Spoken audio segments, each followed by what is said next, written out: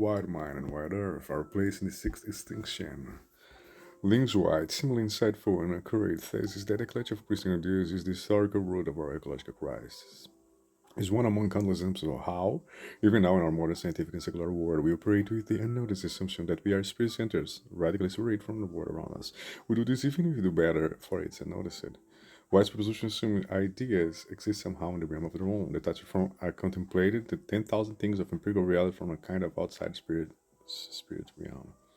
He assumes that they determine our behavior, right? That they somehow come first, and that we could change to a more environmental being instead of ideas, we could change our behavior.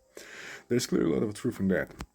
And it offers hope, for sure. It allows us to imagine Paleolithic and Taoist chain paradigms of reaching similarly viable frameworks for building a more environmentally sustainable society. But we are in the world wholly and born through and through.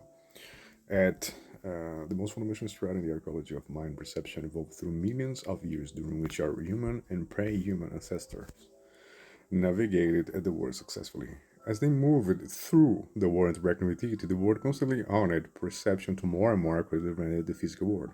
It was necessary for them to thrive and succeed our own thought. Perception, understanding of the depth of the distance, solid and open, movement and shape, light and dark, they were all imprinted by physical reality in our ancestors' minds as the very structure of perception, hardly the initial action of the in the center. The unthought assumption that gave rise to the epistemology and much philosophical hand bringing perceptions, in fact, consciousness woven inextricably from, indeed, formed and by wide earth and its 10,000 things. We have seen how, at next strata, up in the archaeology of unborn mind, the seemingly transcendental self is in fact constructed of the world around us. For mental states and processes are all built through metaphorical transfer from the stuff of empirical reality, from market scales to stars. It isn't the same for intelligence as ideas, The next higher level in the archaeology of unborn mind, ideas those strange contraptions through which we define self-identity and orient ourselves in the world, even in the grandest form of school to define and exist and destroy ideological mythological paradigms, ideas too are unborn. Indeed, we can trace idea back to the Greek idein,